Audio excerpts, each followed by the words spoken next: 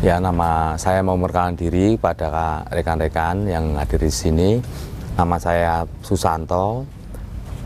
Tempat produksi saya itu di Pangkalan RT 01 RW 9 Telukan Grogol Sukoharjo. Kemudian nama batik saya produksi batik, namanya Batik Putri Meni.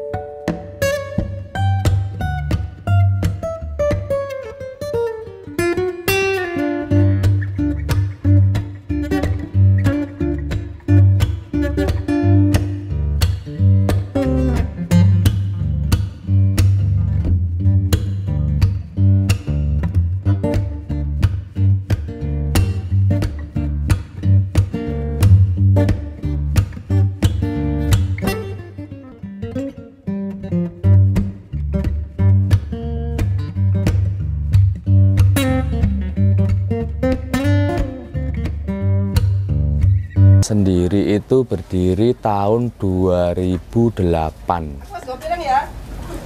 tepatnya di bulan 9 September itu berdirinya usaha saya. Ya, istilahnya saya merintis di bulan itu, di tahun itu, mulai awal saya merintis batik saya. Kalau di tempat kita produksinya itu kan bukan produksi lokal, Mas. Jadi motifnya kebanyakan abstrak. Ya, abstrak. Jadi motif abstrak itu maksudnya tidak teratur. Ada juga yang kadang-kadang pesen yang teratur kayak motif apa ya, istilahnya motif batik lama itu, motif khas motif itu ada kawung, kayak parang, seling, kemudian kayak motif kelitik. Terus motif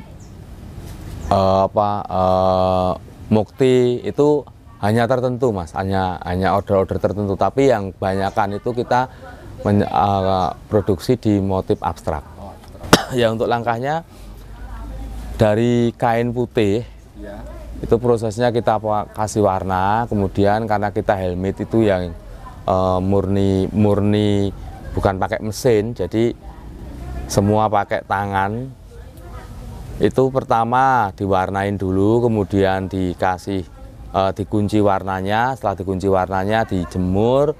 Setelah dijemur dikasih motif dengan cara di stem itu dicap namanya, biar tampilan motifnya itu ada, itu menggunakan malam ya, kalau disebut di kita itu malam sama stemnya. Nanti bisa dilihat di sana, bisa dilihat sampai di sana. Kemudian setelah itu dikasih pemutih, diputihkan lagi.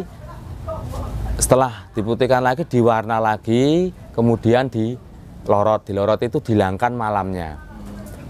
Nah, macam seperti itu sudah jadi tinggal dijemur, kemudian dilipat. Ini untuk produksi tempat saya, Mas Amung, itu kan produksinya bukan produksi lokal, produksi ekspor. Cuma saya tidak tidak bisa memasarkan, jadi saya pemasarannya lewat PT-PT besar semacam Batik Keris, Danar Hadi, PT Aneka Sandang, PT Pria Tampan. Nah, itu adalah bagian-bagian perusahaan yang bisa memasarkan ke luar negeri. Jadi di sini kita tidak bermain di lokal, semua masuknya di Eropa sama di Timur Tengah. Tuh. Sistemnya itu kita yang bikin sampel, kemudian sana yang menawarkan ke luar. Setelah order nanti dibalikkan ke kita untuk diproduksi di sini.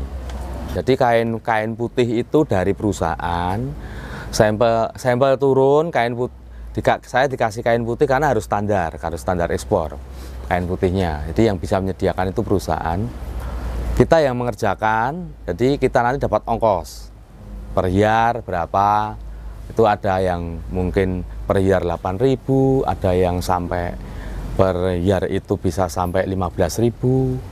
Itu tergantung dari jenis produknya maksudnya jenis kainnya, lebar dan panjang kainnya, biasanya seperti itu. Jadi kita yang bikin sampel, mereka yang menawarkan, kemudian order, kita yang ngerjakan.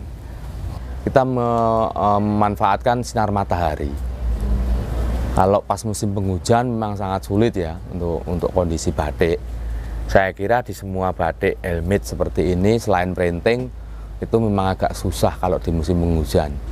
Kalau saya tanpa ada panas matahari nggak bisa kerja Mas, terus terang saja gitu.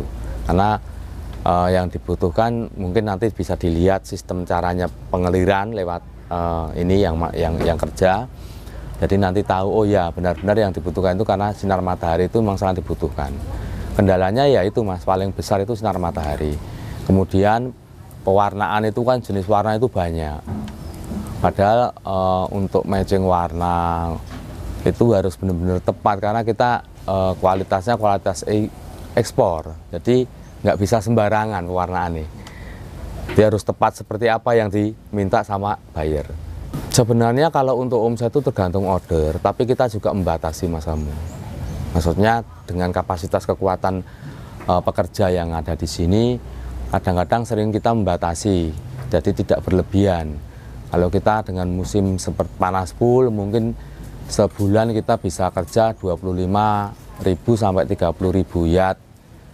Tapi kalau musim penghujan, itu tinggal separuh Mas Amu, paling 15.000 yard itu sudah bagus. Setiap bulan itu paling segitu. Hanya kok berjalan mulus itu nggak mungkin.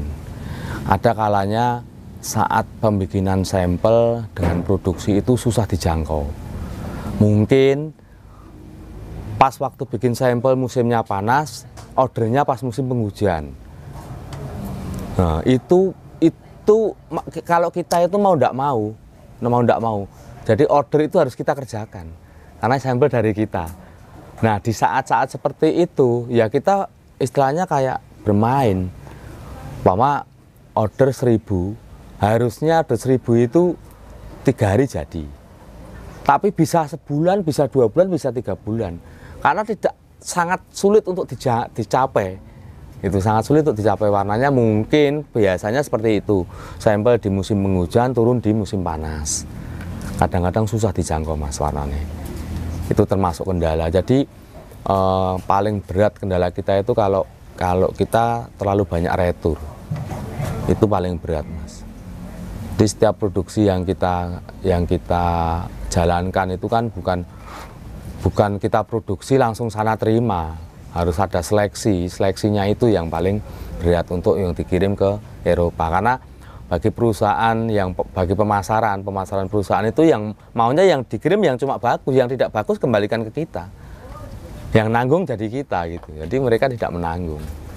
Itu kadang kita sekarang ini memang hasilnya sangat minim, dan kendalanya sekarang lebih besar karena harga putihan yang kalau kita pas ada retur otomatis kita beli putihannya. Nah padahal harga putihannya sekarang sudah sangat jauh dengan dulu. Dulu saya buka pertama harga putihan 9.000-an Mas, sekarang 22.000, 23.000. Kan berat. Nah, seperti itu. Kendala-kendalanya itu Mas biasanya. Kerjaan bagi sekarang ini kalau bisa itu yang paling bagus menurut saya itu pemasaran, kemudian retail, jadi berdagang itu yang paling bagus. Soalnya resikonya lebih sedikit, lain dengan orang produksi. Orang produksi itu macam kayak tani, peternak. Mungkin ini, wah sudah bagus sekali, ternyata sudah mau finishing, terkena warna yang lain, umpama di batik saya seperti itu, akhirnya jatuh. Kemudian pas mau finishing terakhir pekerjaan, pas mau tinggal lorot, airnya kena obat yang lain, akhirnya kena masalah. Banyak sekali kendala dalam produksi.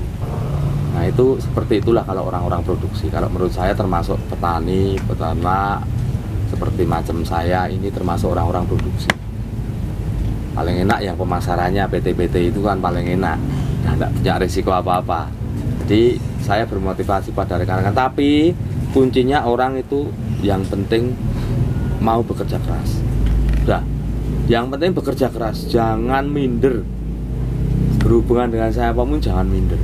Tapi walaupun tidak minder, jangan asal istilahnya jangan asal, walaupun berhubungan udah baik tapi jangan asal seenaknya gitu loh. Maksudnya bertanggung jawab penuh. apa yang setiap dikatakan itu harus bertanggung jawab. Hal apapun harus bertanggung jawab penuh. Jadi umpama seperti ini, yang namanya bertanggung jawab itu kok kerjaan sementing tak gawe ini, jangan. Tidak hanya seperti itu. Jadi bertanggung jawab penuh itu sampai detail. Seperti saya ini, jadwal saya perwarna ini di mana, ini sekian, itu selalu tahu. Jadi kantor itu telepon, kantor sana telepon, Mas ini sampai sana, saya di jalan aja saya bisa jawab. Kendalanya apa Mas? Kendalanya seperti ini. Nanti pas waktu ada keterlambatan itu ada ring-ringnya. Kenapa bisa terlambat?